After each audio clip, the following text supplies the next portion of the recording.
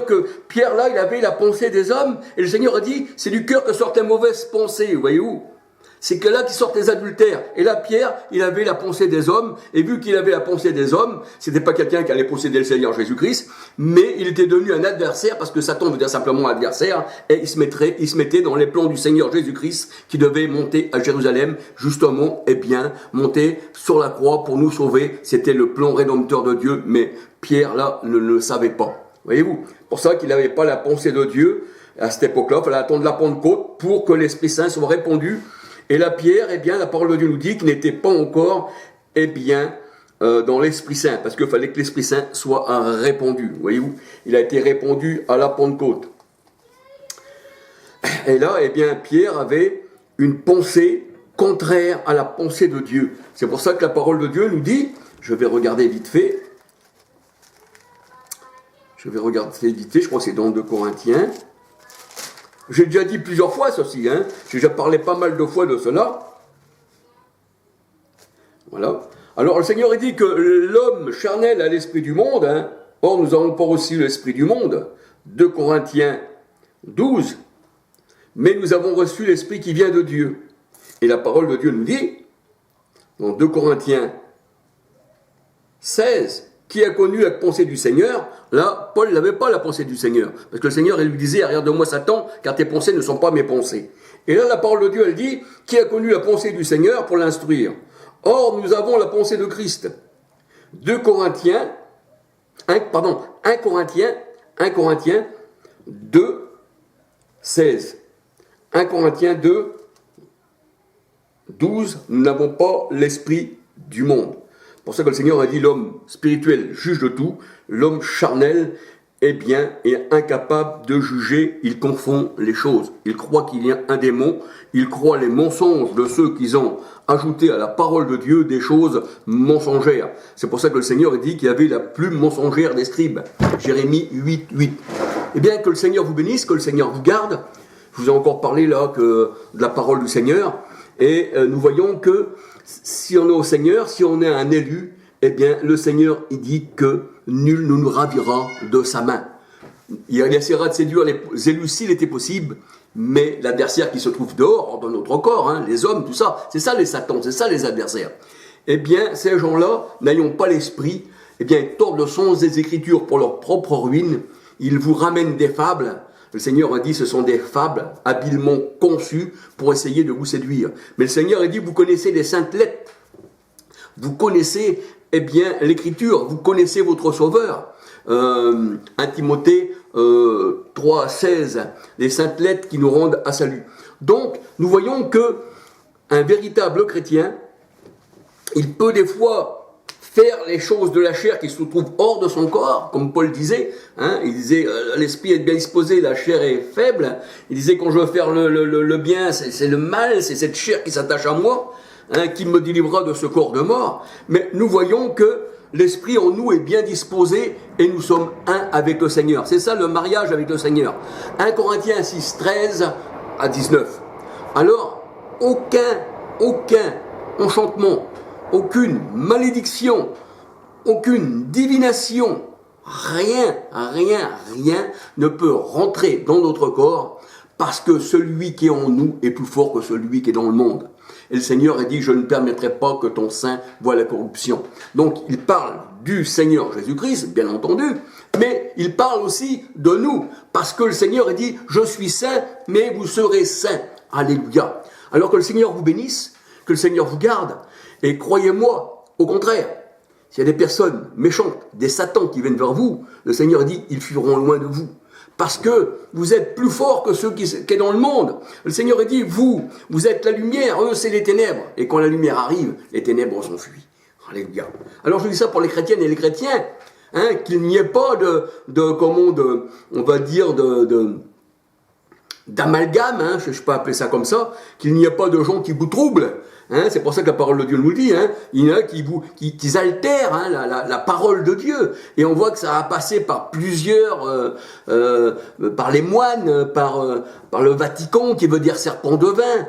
Ils ont ajouté comme les purgatoires, ils n'ont pas écrit dans la parole, mais c'est pareil, hein, puisqu'ils disent à leurs adeptes, ils ont inventé le purgatoire, ils ont inventé la Pâque avec des œufs au chocolat, ils ont inventé la Noël le 25 décembre, qui est le jour du soleil, soleil a vaincu, et j'en passe, ils ont inventé tellement de tas de choses, comme l'Halloween, comme le jour des morts, que ça correspond avec. Le Seigneur a dit, laisse les morts enterrer leurs morts, et toi, viens, suis-moi. Ça ne veut pas dire que ceux qui sont décédés, on ne doit pas, les aimer, parce que ce sont aussi des nôtres. Mais il y en a qui prient les morts, voyez-vous. Et puis le Seigneur dit, un mort, va-t-il intercéder pour un vivant? Et pourquoi cherchez-vous parmi les morts celui qui est vivant? Voyez-vous. Et on voit que les catholiques, ils ont mis, comme le vaudou, hein, ils adorent les morts aussi, hein, le vaudou, c'est exactement, une chose qui est contraire à la parole de Dieu. Et nous voyons que même que dans le vaudou, là, les trucs qui tournent, là, ces trucs-là, ça c'est voulu du Seigneur. Parce que le Seigneur, il dit, je leur ai donné un esprit d'égarement pour qu'ils croient au mensonge. 2 Thessaloniciens 2, versets 10-11. Donc, tout vient du Seigneur. Il n'y a rien qui vient de Dieu. Le Seigneur fait toutes choses. C'est lui qui est tout-puissant. Il n'est pas un endroit, il n'est pas un truc dans le monde que Dieu ne fait pas. Il donne la respiration à tous. Il fait tout ce qu'il veut. Et qui sait qui pourrait lui dire, pourquoi as-tu fait ainsi? Au contraire, Paul, il dit, mais comment, que les voies du Seigneur sont impénétrables? Comment, que toi, Seigneur, Dieu éternel, Dieu tout vivant, que tu fais toutes ces choses? Comment qu'on peut encore blâmer? Comment encore peux-tu blâmer, puisque c'est toi qui fais toutes choses, puisque c'est toi qui endurcis le cœur de Pharaon, puisque c'est toi qui envoyais les plaies sur l'Égypte, puisque c'est toi, Seigneur, que tu fais que tous les hommes dans l'Apocalypse s'égorgeassent les uns les autres. Tu dis dans ta parole, ils ont versé le sang, je leur donne du sang à boire, voyez-vous. La parole de Dieu, elle dit qu'ils ne louaient pas Dieu qui avait autorité sur ces fléaux. Je crois que c'est dans l'Apocalypse 16, voyez-vous. Donc, on voit que Dieu est tout-puissant. Et si Dieu est pour nous, qui sera contre nous? On n'a rien à craindre, parce que le Seigneur, la parole de Dieu nous dit, dans Romains 8, il n'y a plus de condamnation, ni de malédiction, on n'a rien, pas d'enchantement, rien contre ceux qui sont en Christ. Alléluia. J'espère que vous êtes de ces gens-là, vous êtes de ces élus, que vous êtes de ces femmes, de ces hommes, hein, des jeunes enfants aussi à l'âge de raison, hein, voyez-vous. De toute façon, même les enfants, la parole de Dieu, elle dit, qu'ils sont élus avant la fondation du monde, à condition que ces enfants-là appartiennent au Seigneur qui les a élus. Sinon, ils ne sont pas élus, ils ne seront pas élus. Ils seront comme Ésaü, bien que dans le sein de leur mère, ils auront été rejetés par le Seigneur. Mais si c'est des élus, ils seront comme Jacob, ces enfants-là, hein, même s'ils sont bébés, qu'ils ont une heure, parce qu'on est élus avant la fondation du monde. Donc, un bébé, c'est pour ça que Jérémie 1,5 nous dit, que Jérémie disait, je ne suis un enfant. Mais le Seigneur a dit, quand tu étais dans le sein de ta mère, bien avant que tu naisses, tu étais à moi, voyez-vous. Donc, alléluia, gloire au Seigneur pour toutes choses, soit en bien, soit en mal. Parce que si le mal, c'est pour ça que Job disait, du Seigneur, on a reçu le bien, mais du Seigneur, est-ce qu'on ne recevrait pas le mal?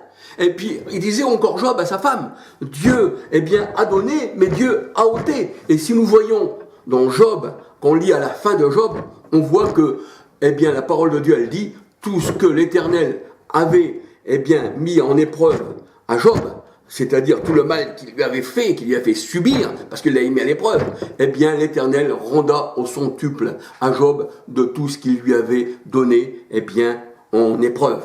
Alléluia. Vous pouvez lire dans Job, à la fin de Job, et vous voyez que cet adversaire-là, il ne peut rien faire, parce que l'adversaire, il disait au Seigneur, donc cet homme, cette personne qui se trouvait là pour accuser Job, disait au Seigneur, touche-le simplement, et il va te rogner en face. Il n'est pas dit, je le toucherai, il va te rogner en face. Il disait au Seigneur, touche-le simplement, et touche à sa chair, et tu verras s'il ne te rognera pas en face. Mais ça a tellement été tourné, tellement été malaxé par tous les moines, par tous ces gens-là, que maintenant les gens, ils pensent qu'il y avait un adversaire, un Satan, là, qui se promenait, un esprit impur. C'est vrai que c'était un esprit impur, cet homme. Ben oui, mais c'était pas quelqu'un qui allait posséder, voyez-vous. C'est pas quelqu'un qui allait posséder. C'était simplement une personne malfaisante, qui était là et qui mettait le Seigneur à l'épreuve. Alléluia. Gloire au Seigneur, gloire à Dieu, alléluia. Que le Seigneur vous bénisse, que le Seigneur vous garde et n'ayez crainte, parce que celui qui est en vous est plus fort que celui qui est dans le monde. Et le Seigneur, il laisse pas souiller sa maison, la nouvelle maison qui est notre corps. Parce que ne savez-vous pas que votre corps est le temple de Dieu et que Dieu habite en vous? Et le Seigneur a dit, eh bien, que celui qui détruit le temple de Dieu, eh bien, Dieu le détruira. Parce que vous êtes saints et c'est ce que Dieu est. Voyez-vous, s'il y a quelqu'un, eh bien, qui vient et puis qui s'acharne contre nous, contre le corps du Christ, eh bien, c'est comme il disait à Paul, tu es Jésus, à Saul, tu es Jésus que tu persécutes.